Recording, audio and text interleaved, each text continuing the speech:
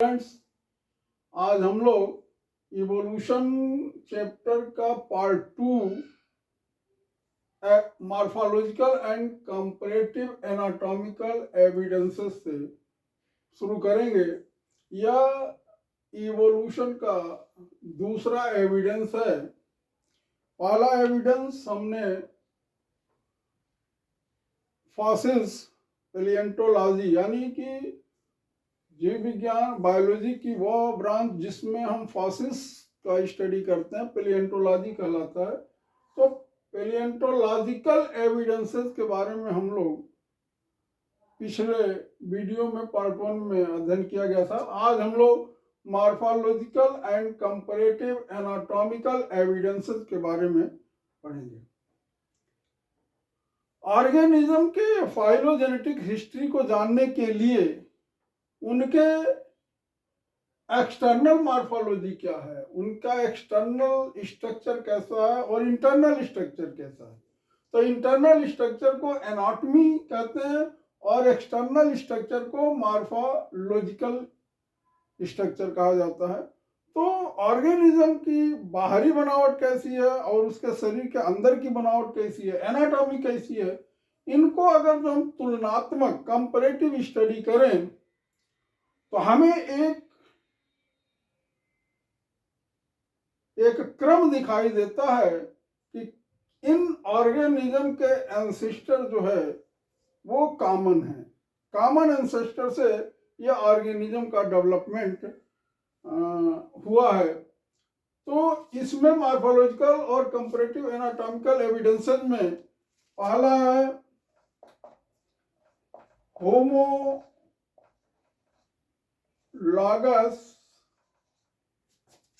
Organs.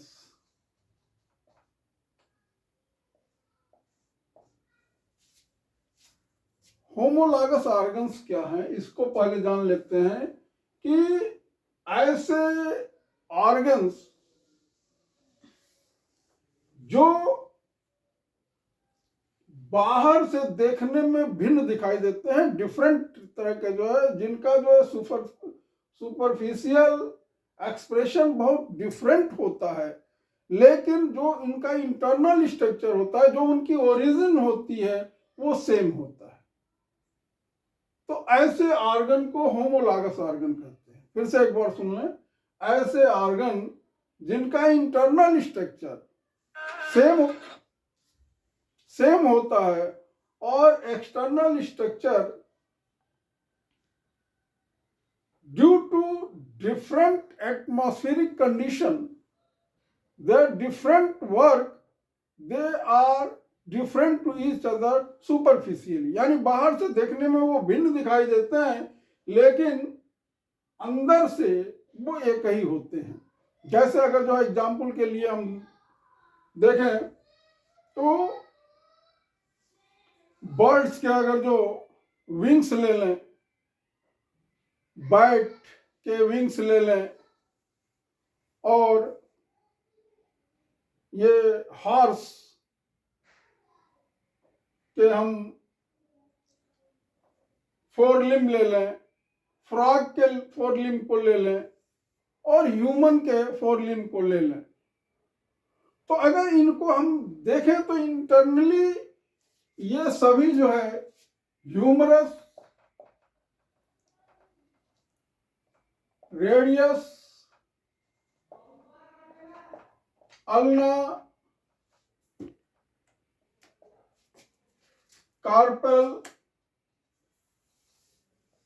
And metacarpus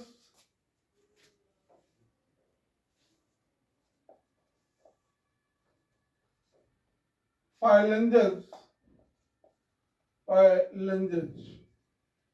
ये सब में पाया जाता है, इंटरनली सब में पाया जाता है, लेकिन चूंकि ये डिफरेंट कंडीशन में रहते हैं, डिफरेंट इनका फंक्शन हो जाता है, इसलिए ये सुपरफिशियली यानी बाहर से देखने में भिन्न दिखाई देते हैं।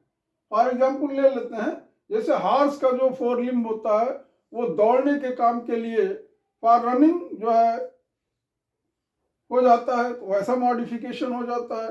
जो बर्ड्स के लिम्ब्स हैं जो विंग्स हैं उनमें भी ये सारे बोन्स पाए जाते हैं, क्योंकि वो जो है विंग्स में मॉडिफिकेशन वो फ्लाइट के काम में आता है, उड़ने के काम में आता है। मनुष्य के जो ह्यूमन के जो 4 लिम्स जो हैंड हैं वो किसी ऑब्जेक्ट को, किसी वस्तु को पकड़ने के काम में आते हैं, तो उसके अनुसार जो है ये मॉडिफाइड हो जाते हैं। तो ऐसे ऑर्गन को हम होमोलॉगस ऑर्गन कहते हैं। और इनमें जो समानता दिखाई देती है इन ऑर्गेनिज्म, इसी समानता को हम होमोलॉजी कहते हैं, होमोलॉजी कहा जाता है। इसी तरह से अगर जो हम देखें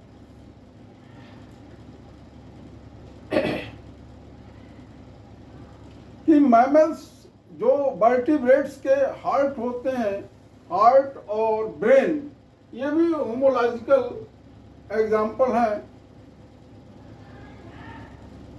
प्लांट में अगर जो हम ले लें तो जो थॉर्न ऑफ बोगनविलिया, यानी बोगनविलिया के जो कांटे हैं, thorn of bougainvillea and tendril of cucurbita, bougainvillea का थॉर्न और कुकुरबिटा का टेंडिल, थॉर्न कांटे बोगनविलिया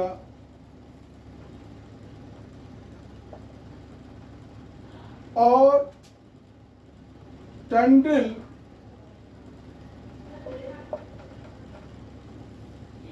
कुकुरबिटा, ये दोनों जो है ये होमोलॉजी का एग्जाम्पल है, होमोलॉगस ऑर्गन है। हम वर्टिब्रेट्स को देख लें तो सब में जो है, चाहे वो फिशेज हों और चाहे वो मैमल्स हों, इनमें जो है वो ज्वाइंटेड वर्टिब्रल कॉलम जो है पाया जाता है। तो ये बताता है कि इन सबके जो है एंसिस्टर एक ही हैं, चाहे वो मैमल्स हों, चाहे वो बर्ड्स हों, चाहे वो रेप्टाइल्स हों, एम्फीबियंस हों, इन सबके एंसिस्टर जो है एक हैं, फिशेज जैसे।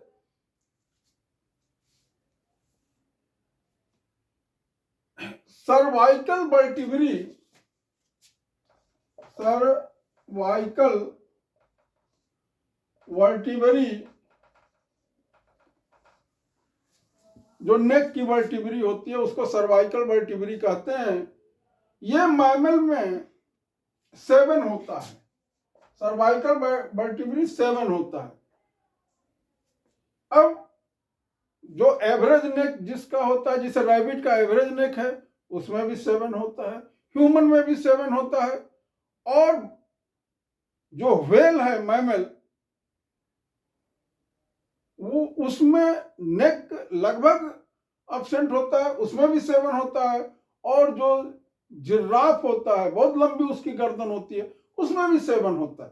तो ये जो समानता, सिमिलरिटीज दिखा रहा है कि इन सबके एंसेस्टर एक है, और इसको कहते हैं कन्वर्जेंट, वो divergent evolution, divergent evolution.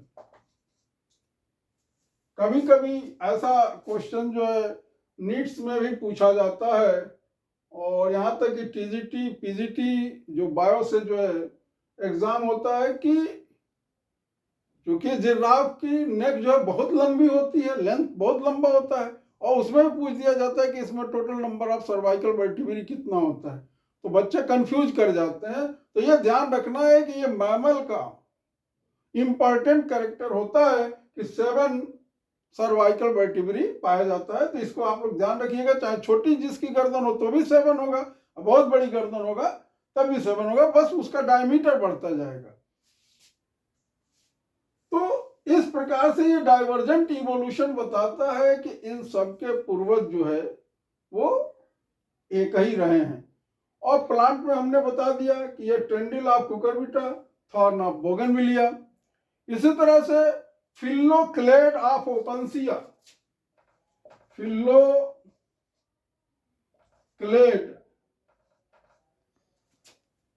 Of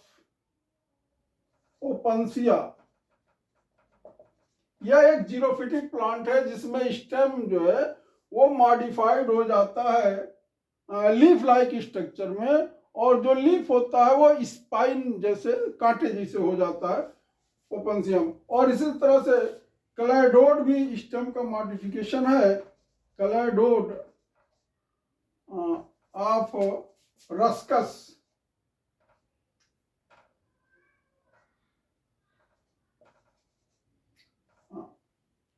तो इन दोनों का काम फोटोसिंथेसिस का है, फूड प्रिपेयर करना। तो ये सारे एग्जाम्पल हमने दिए हैं जो होमोलॉगस ऑर्गन के हैं, जो इंटरनली एक जैसे होते हैं, यूनिफॉर्म होते हैं, लेकिन चूंकि डिफरेंट टाइप ऑफ वर्क करने से, डिफरेंट हैबिटेट में रहने से, इनमें सुपरफिशियली यानी बाहर से देखने में, एक्सटर्नली जो है डिफरेंट स्ट्रक्चर दिखाई देने लगता है। तो ऐसे ऑर्गन को हम होमोलॉगस ऑर्गन कहते हैं, और उनकी इस सिमिलरिटी को होमोलॉजी कहते हैं। और ये जो है डाइवर्जेंट इवोल्यूशन को बताता है, अर्थात इन सबका डेवलपमेंट एक पॉइंट से हुआ है, एक जो है कॉमन एंसेस्टर से हुआ है। अब हम इसी के संदर्भ में एनालॉगस ऑर्गन के बारे में पढ़ेंगे। अब दूसरा पार्ट उसी के संदर्भ में, होमोलॉगस ऑर्गन के संदर्भ में एनालॉगस ऑर्गन के बारे में हम लोग अध्ययन करेंगे। ठीक उसका अपोजिट होता है, होमोलॉगस ऑर्गन का ठीक अपोजिट इसका पूरा डिफिनीशन हो जाएगा। तो क्या होगा इसका कि ऐसे ऑर्गन जो इंटरनली यानी एनाटॉमिकली बहुत डिफरेंट होते हैं, लेकिन सुपरफिशियली बाहर से देखने में एक जैसे दिखाई देते हैं, ऐसे ऑर्गन को एनालॉगस ऑर्गन कहते हैं। फिर से एक बार सुन लें कि ऐसे ऑर्गन जो इंटरनली यानी एनाटॉमिकली बहुत भिन्न होते हैं, एक दूसरे से बहुत दूर दूर का कोई संबंध नहीं होता है, लेकिन बाहर से सुपरफिशियली अगर जो देखा जाए तो उनमें एकदम समानता दिखाई देती है। तो ऐसे ऑर्गन को एनालॉगस ऑर्गन कहते हैं। और जिन ऑर्गेनिज्म में ये समानता दिखाई देती है, उनकी इस समानता को एनालॉजी कहा जाता है। अब एग्जांपल हम देख लें, जैसे wings of insect, wings of insect, wings of birds, wings of birds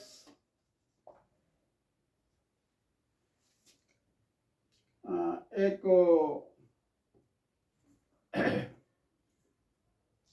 reptiles है, विंग्स ऑफ टेरिडक्टाइल, विंग्स ऑफ टेरिडक्टाइल, ये एक रेप्टाइल्स है, बर्ड्स मैमल है, चमगादड़, बर्ड्स एविज है, इंसेक्ट आर्थ्रोपोडा। तो विंग्स ऑफ इंसेक्ट ये भी उड़ने के काम आता है, flying mode. Wings of bird ये भी उड़ने का काम करता है, विंग्स ऑफ बर्ड ये भी उड़ने का काम करता है, और विंग्स ऑफ टेरोडेक्टाइल ये भी उड़ने का काम, फ्लाइंग है। लेकिन अगर जो इनके इंटरनली देखा जाए तो इंसेक्ट के जो विंग होते हैं वो काइटिन के बने होते हैं, उनमें बोन्स नाम की कोई चीज नहीं होती है, हड्डियां नहीं होती, बोन्स नहीं होता है। विंग्स ऑफ बर्ड्स को देखें तो इसमें बोन्स तो होता है, लेकिन इनके जो विंग्स होते हैं वो फीदर के बने होते हैं, फीदर होता है, उसको फीदर कहते हैं। और बर्ड्स के विंग्स में भी बोन्स होता है, लेकिन इनके जो विंग्स होते हैं वो स्किन के बने होते हैं, स्किन के बने होते हैं, जिन्हें पटेजियम कहते हैं, पटेजियम कहते हैं। स्किन के बने हुए जो है विंग्स इनके होते हैं। और विंग्स ऑफ टेरोडेक्टाइल जो रेप्टाइलियंस है, ये जो है मेम्ब्रेनस होता है। तो इनके इंटरनली स्ट्रक्चर तो बहुत भिन्न है, लेकिन बाहर से चूंकि एक तरह के एटमॉस्फेयर में वर्क करते हैं, उड़ने के काम में आते हैं, फ्लाइंग के काम में आते हैं, इसलिए उनमें जो सुपरफिशियली बाहर से देखने में एक्सटर्नली समानता दिखाई देती है। तो इन ऑर्गन्स को एनालॉगस ऑर्गन कहते हैं। इनका कोई इवोल्यूशन में कोई विशेष इंपॉर्टेंस नहीं है, लेकिन हम होमोलॉगस ऑर्गन के कंसर्न में एनालॉगस ऑर्गन का स्टडी करते हैं, और ये जो है कन्वर्जेंट इवोल्यूशन बताता है। कन्वर्जेंट इवोल्यूशन बताता है, कन्वर्जेंट इवोल्यूशन बताता है। दूसरा एग्जांपल ले लें, ये तो ये हुआ। अगर हम फिश के फिन को देख लें और व्हेल जो मैमल्स है उसके पैडल्स को देख लें, दोनों तैरने के काम में आता है, लेकिन इंटरनली दोनों में बहुत डिफरेंट है। इसी तरह से फ्लिपर जो है पेंगुइन का फ्लिपर है, और डॉल्फिन दोनों के जो है उसमें जो है बहुत ज़्यादा वो जो है बाहर से देखने में दोनों तैरने के काम आता है, लेकिन इंटरनली जो है वो बहुत डिफरेंट होता है। इसी तरह से जो प्लांट का एग्जाम्पल लेना है, स्वीट पोटैटो, जिसे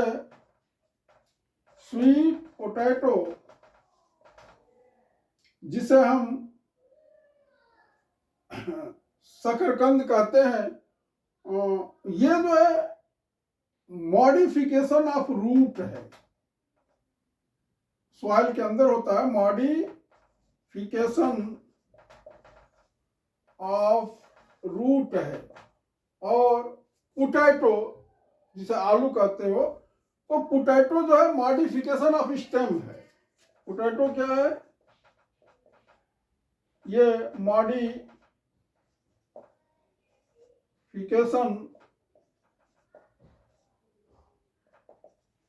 ऑफ स्टेम, ये स्टेम का मॉडिफिकेशन है, ये रूट का मॉडिफिकेशन है, स्वीट पोटैटो। तो ये जो है इतना जो है वो एनालॉगस ऑर्गन और एनालॉजी के बारे में हमने डिस्कस किया। अब अगला जो एविडेंस, ये था morphological and comparative anatomical evidence.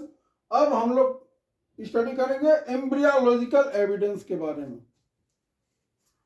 Third evidences from embryology.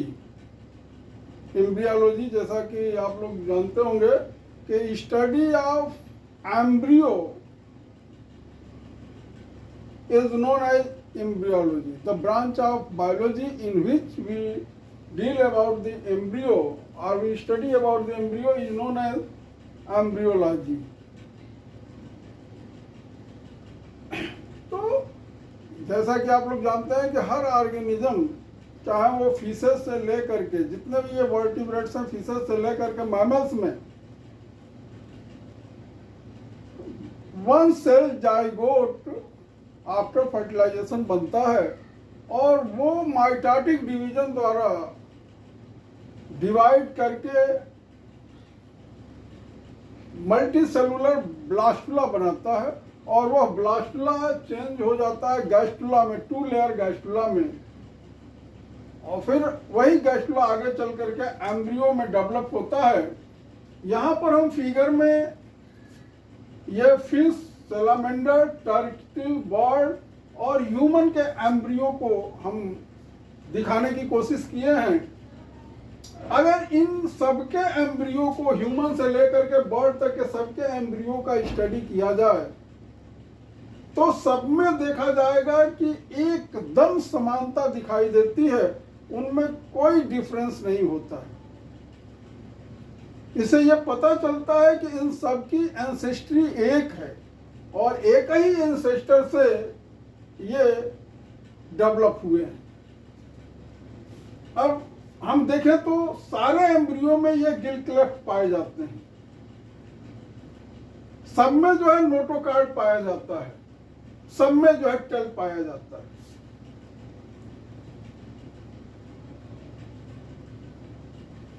लेकिन जब ये डेवलप होते हैं तो डिफरेंट रिक्वायरमेंट के अनुसार, जैसे जो फिशेस में गिल क्लेफ्ट हैं वो तो एडल्ट में भी रह जाते हैं और गिल्स के रूप में, क्योंकि वो एक्वेटिक लाइफ जीते हैं, उनका जो रिस्पिरेशन जो होता है वो गिल के द्वारा होता है।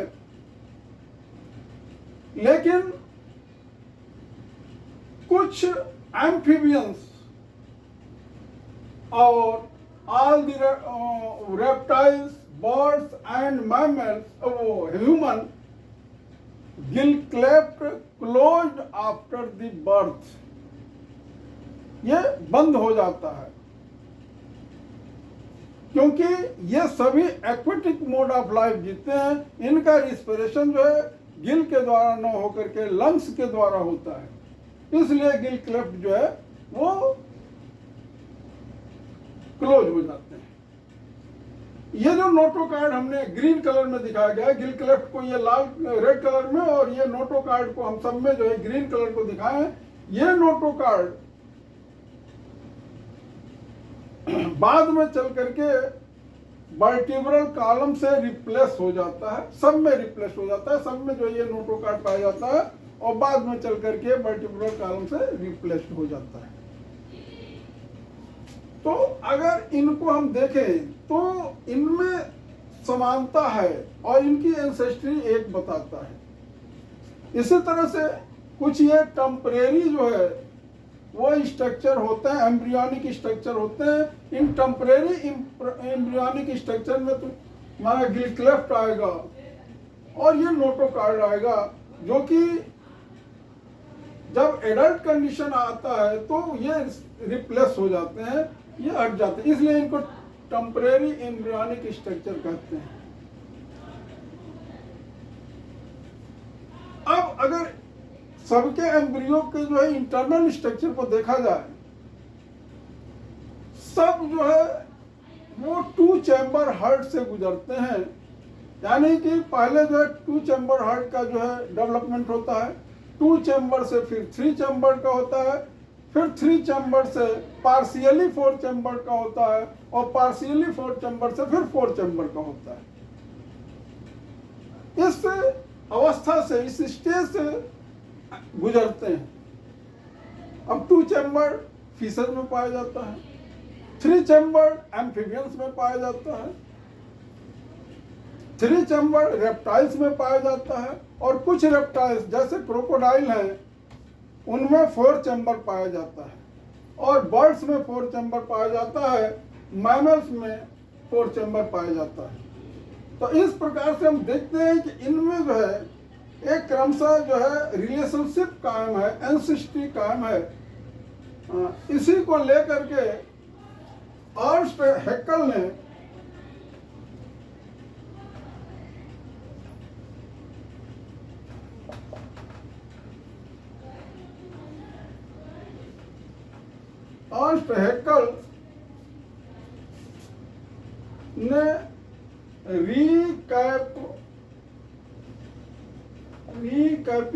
रिकैपिटुलेशन थ्योरी या बायोजेनेटिक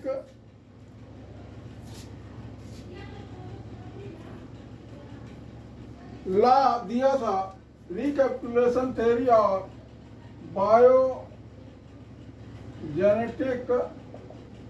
लॉ दिया था।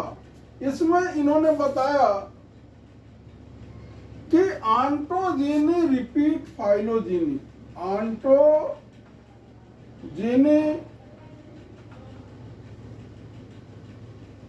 Repeat phylogeny. ऑन्टोजेनी का मतलब कि एक ऑर्गेनिज्म का, एक इंडिविजुअल का एम्ब्रियोनिक डेवलपमेंट कैसा है, उसको जो है सिंगल इंडिविजुअल का, तो उसको हम ऑन्टोजेनी कहते हैं, embryonic development of single individual. और फाइलोजेनी क्या है कि उनका phylogenetic developmental history of the race, माने उस पूरे जाति समुदाय का जो फाइलोजेनेटिक रेस है, जो इवोल्यूशनरी विकास है, उसी को जो है इवोल्यूशनरी डेवलपमेंट को ही जो है पूरे रेस के इवोल्यूशनरी डेवलपमेंट को फाइलोजेनी कहते हैं। तो यही इन्होंने अर्नेस्ट हैकेल ने बताया कि ऑन्टोजीनी में यानी एम्ब्रियोलॉजिकल डेवलपमेंट में हर ऑर्गेनिज्म के वो अपने एंसेस्टर के एम्ब्रियोजेनी को फाइलोजेनी को रिपीट करते हैं। जैसे ह्यूमन एम्ब्रियो है, ये ह्यूमन एम्ब्रियो ये फिश के एम्ब्रियो के जो है डेवलपमेंट को रिपीट करता है, सैलामेंडर के डेवलपमेंट एम्ब्रियो के डेवलपमेंट को रिपीट करता है, बर्ड के एम्ब्रियो के डेवलपमेंट को रिपीट करता है। इसी को रिकैपिटुलेशन थ्योरी या बायोजेनेटिक लॉ कहते हैं, जिसको अर्नेस्ट हैकेल ने दिया था। तो ये पूरी चीजें जो है एविडेंसेस फ्रॉम एम्ब्रियोलॉजी आप लोगों के समझ में आ गया होगा। अब हम जो है आगे बताएंगे मॉलिक्यूलर एविडेंसेस। अब नेक्स्ट एविडेंस है मॉलिक्यूलर और जेनेटिक एविडेंसेस। अब इसमें हम देखेंगे कि जो ऑर्गेनिक कंपाउंड्स ऑर्गेनिज्म में पाए जाते हैं, जैसे प्रोटीन है, प्रोटीन, न्यूक्लिक एसिड,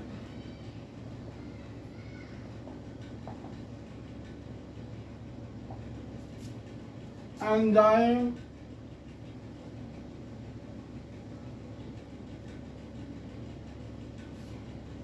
तो अगर इनको देखा जाए तो कुछ न कुछ सब में एक समानता दिखती है, और ये बताता है कि इनका सबका डेवलपमेंट एक ही इंसेस्टर से हुआ है।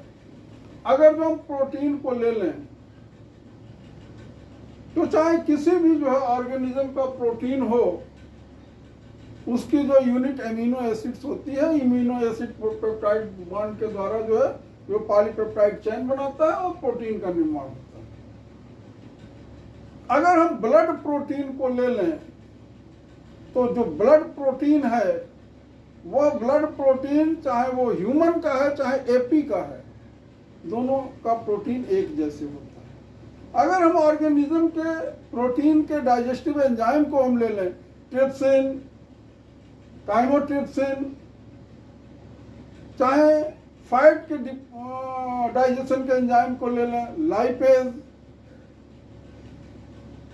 और कार्बोहाइड्रेट के एंजाइम को ले लें, एमाइलेज, ये लगभग सभी ऑर्गेनिज्म में और इनकी जो केमिकल स्ट्रक्चर है, जो केमिकल कंपाउंड है, वो सब में एक जैसे होते हैं। न्यूक्लिक एसिड, सब में डीएनए न्यूक्लिक एसिड होता है, सबका जो है यूनिट जो है न्यूक्लियोटाइड होता है, सब में जो है वही नाइट्रोजनस बेस डीएनए के पाए जाते हैं, जो एडेनिन, गुआनिन, थाइमिन और साइटोसिन। तो अगर इनको हम अध्ययन करते हैं, मैंने जेनेटिक कोड में भी बताया था कि जेनेटिक कोड यूनिवर्सल होता है। जेनेटिक कोड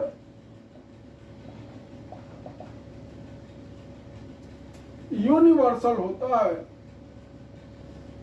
अर्थात वो चाहे कोई भी ऑर्गेनिज्म हो, एक्सेप्शनल केस है माइटोकॉन्ड्रिया और कुछ जो प्रोटोजोन्स में, तो ये सब में जो है जो जेनेटिक कोड ह्यूमन के लिए जिस एमिनो एसिड का कोड करता है, वही वो हर ऑर्गेनिज्म में उसी एमिनो एसिड का कोड करता है, इसलिए जेनेटिक कोड को यूनिवर्सल कहा गया। तो अगर इन सबका जो है, अगर सबके हीमोग्लोबिन को देख लिया जाए तो ये सब जो है वो कहीं न कहीं जो एफिनिटी दर्शाता है, समानता दर्शाता है। इसी को हम मॉलिक्यूलर या जेनेटिक एविडेंस कहते हैं, और ये एक अच्छा जो है एविडेंस देता है इवोल्यूशन का, कि जो ये बताता है कि development of complex and higher organism from lower and simple organism. अब हम जो है नेक्स्ट जो है जियोग्राफिकल डिस्ट्रीब्यूशन से एविडेंसेस के बारे में अध्ययन करेंगे, और उसमें जो है एडाप्टिव रेडिएशन के बारे में, तो नेक्स्ट वीडियो पार्ट 3 में इसके बारे में डिस्कस किया जाएगा। धन्यवाद।